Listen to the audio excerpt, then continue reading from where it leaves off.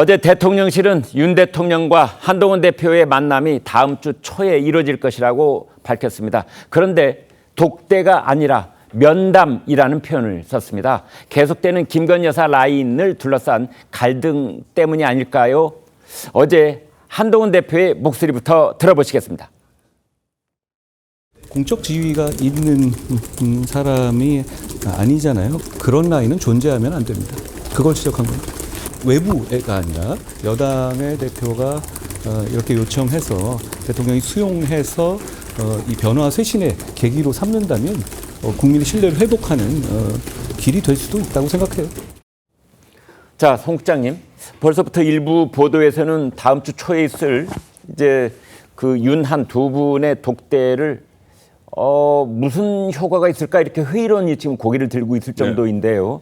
의제 뭘로 얘기를 나눌 것 같습니까? 저는 회의론보다는 좀 기대를 하는 측면이 있습니다. 네. 왜 그러냐 하면은 다른 때 같으면은 이 양쪽의 긴장 관계가 팽배한데 지금 한동훈 대표가 굉장히 어떻게 보면 도발적인 발언을 계속 하고 있잖아요. 네. 윤산 입장에서 볼 때는. 네. 그런데도 독대를 취소한다는 메시지가 안 나오고 있어요. 네. 독대를 그대로 예정대로 한다는 게 다시 어제 확인이 됐거든요. 네. 그렇다면은 윤석열 대통령도 뭔가 이번에 좀 매듭을 풀어야 된다는 생각을 하는 것 아닌가까지 저는 생각을 해요. 네. 독대를 하기 때문에. 네. 그리고 독대를 하면 당연히 그 전에 한동훈 대표가 이야기를 했죠. 김건희 여사 문제하고 의료 대란 문제인데 네. 의료 대란보다는 지금 김건희 여사 문제가 아주 핵심으로 등장을 했기 때문에 이 문제에 대해서 만약에 아무런 또 해법도 내놓지 못하고 독대가 끝나면은 저는 사실상 완전히 갈림길로 이제 돌아간다고 보거든요. 갈아쓴다고. 네. 그래서 두 사람 모두 공멸의 위기감을 가지고 있기 때문에 저는 이번에 김건희 여사와 관련해서 어떤 그 대책이 나올 걸로 저는 기대를 하고 또 그럴 가능성도 높다고 봅니다. 그런데 이제 용산 대통령실에서 저런 내용을 밝히면서 독대라는 표현 대신에 면담이라고 한 이유는 뭘까요? 면담이라고 하는 것은 독대면 어떻게 이제 대등한 입장이 되는 거죠. 네. 대등한 입장이고 보통 면담이라고 하면은 이제 건의를 받아들이고 네. 그 면담 자리에서 건의를 받아들이고 그 건의를 이제 수용할지 말지는 이 대통령의 뜻에 달린 것이죠. 그러면 용산 대통령실은 한동훈 대표와 대통령은 아직은 수평 관계는 아니야. 이런 것을 지금 은연중에 내비치는 겁니까? 그렇죠. 일단 건의를 하지만 그 받아들이는 것은 윤석열 대통령의 뜻이라고 이제 참모들은 당연히 그렇게 이제 의미를 부여를 하는 것인데 네. 저는 윤석열 대통령이 그 참모들과 또 같은 생각인지 네. 아니면 윤석열 대통령이 어차피 독대 이런 여러 가지 도발적인 발언이 나오지만은 독대를 이제 강행을 하는 것은 윤석열 대통령의 의지라고 보거든요. 네. 그래서 저는 윤석열 대통령의 또 이 뜻에 따라서 뭔가 결론이 나올 수도 해법이 나올 수도 있다고 봅니다. 한동훈 대표 이 대통령실의 인적 쇄신, 김여사 라인 정리 등등 이 발언의 수위를 높이더니 이제는 김건희 여사에 대해 공적 지위가 있는 사람이 아니다. 그런 분의 라인이 존재하면 안 된다. 이렇게 강한 표현을 썼습니다. 한 대표의 이번 직격 발언, 박 위원장님 어떻게 보십니까? 이제 정면 돌파를 해야 되겠다라는 그러한 작심 행보라고 저는 보고 있고요. 네. 이 국정 운영이라는 게 두 가지 축으로 이루어지지 않습니까? 정책과 인사. 네. 그런데 이미 최근에 정책에 대해서는 한동훈 대표가 윤석열 대통령에 대해서 반기를 들었던 것과 다름없고요. 네. 예를 들어서 의대 정원 증원 문제, 네. 확실히 한동훈 대표는 지금 다른 길을 가겠다라는 입장을 보여주지 않았습니까? 네. 따라서 윤 대통령과 다른 정책적 행보를 이미 보였고, 네. 자 이번에는 김건희 여사 라인을 정리해라. 이거는 윤 대통령의 인사권에 대해서 지금 정면 충돌을 한 것이다. 저는 그렇게 보고 있습니다. 네. 따라서 지금 정책과 인사에 있어서 한동훈 대표가 작심 행보를 보이고 있다. 이렇게 분석할 수 있겠습니다. 자, 그동안 한동훈 대표의 김 여사 관련 발언에 공식 대응을 하지 않았던 대통령실. 어제는 반박에 나섰습니다. 반박에 나선 이유, 그리고 반박의 내용, 이것을 송 국장님하고 얘기를 나눠보도록 하겠습니다. 어떻게 보세요?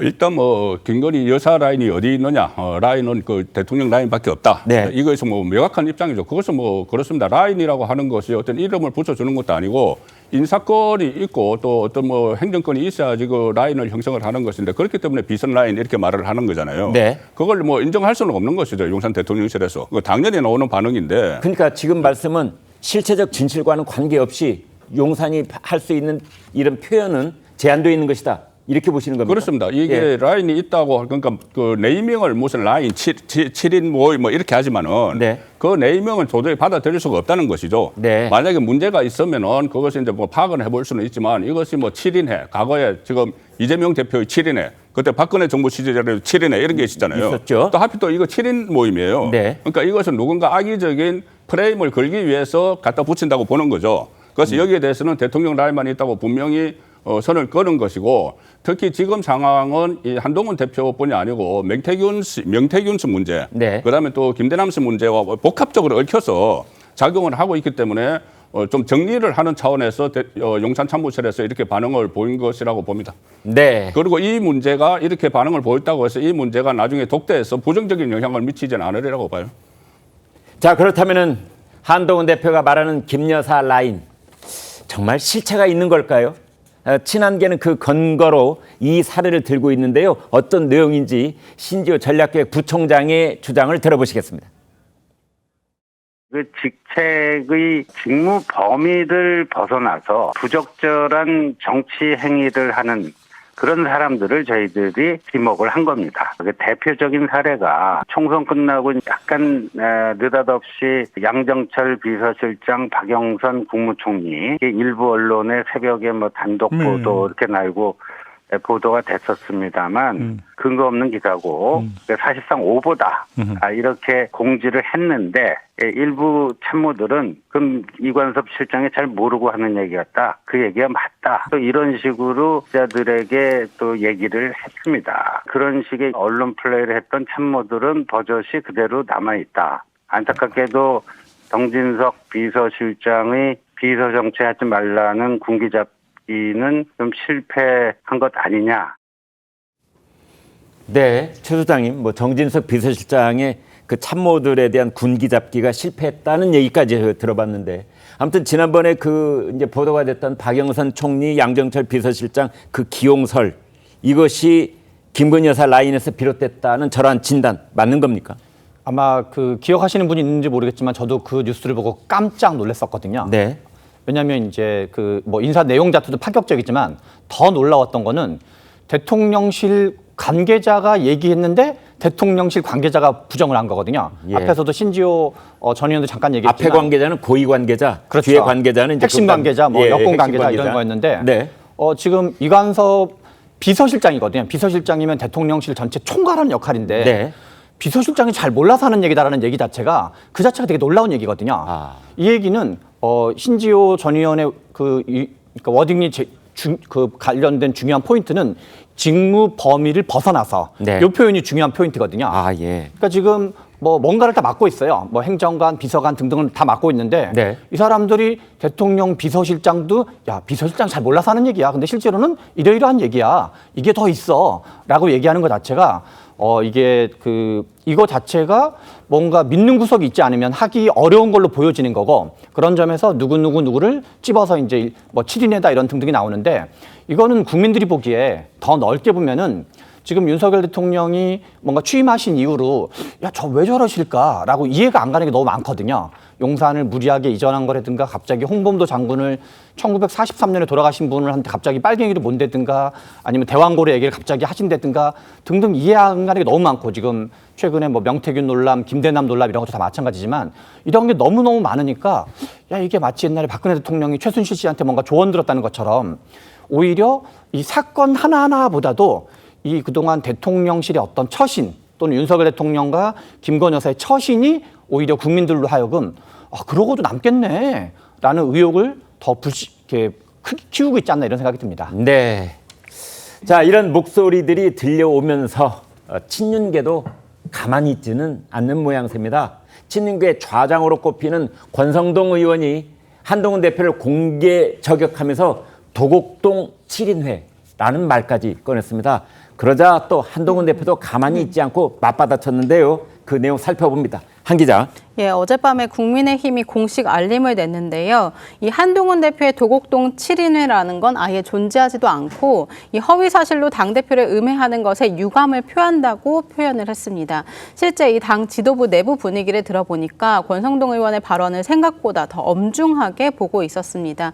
이 야권에서는 벌써 이 한남동 7인회, 이 도곡동 7인회를 비교하는 글을 올리기도 하는 만큼 네. 일각에서는 아예 이 권 의원에 대한 좀 조치에 나서야 되는 거 아니냐 이런 강경 분위기도 감지된다고 합니다.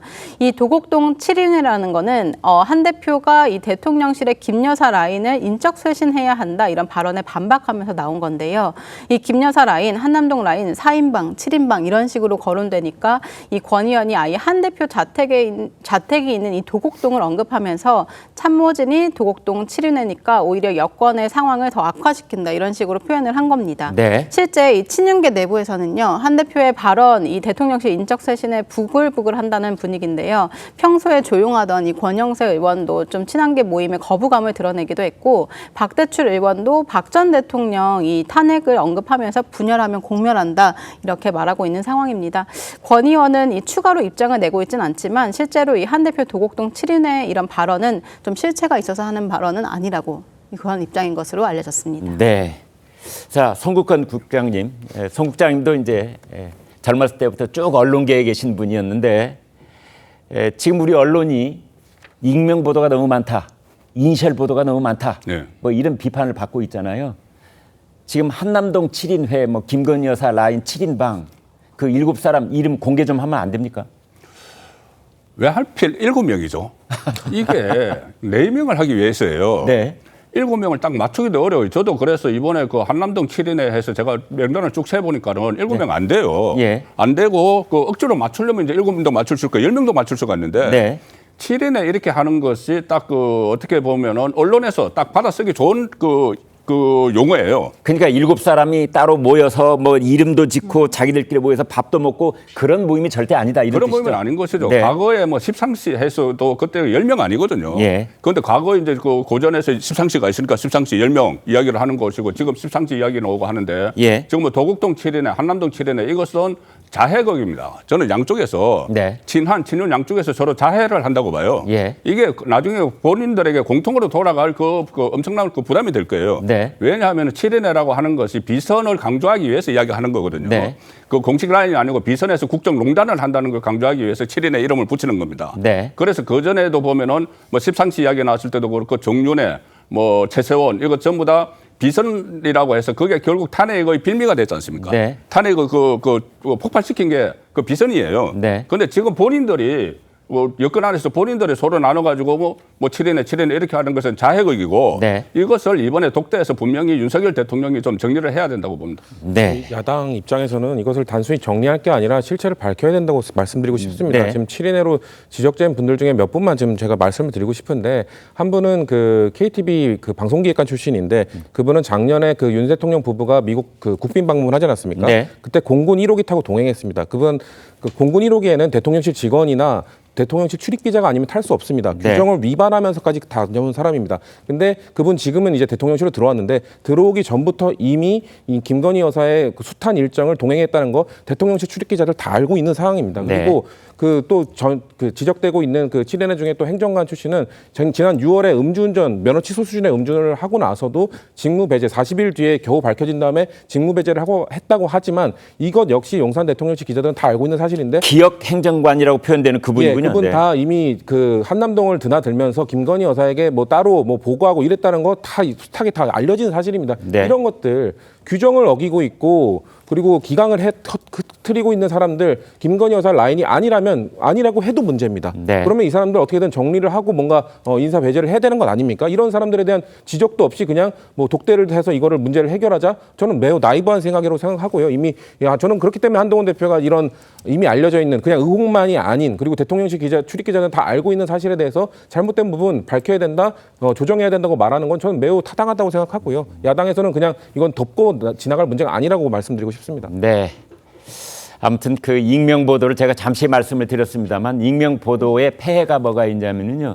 전혀 관련이 없는 사람조차도 의혹의 대상으로 떠오를 수가 있다. 이제 그런 점이 또 우리가 익명 보도를 가급적 피해야 될 그런 상황인데 아마 지금 단계에서는 저희가 거론되고 있는 사람들의 이름을 밝히기는 어렵지 않을까 그렇습니다.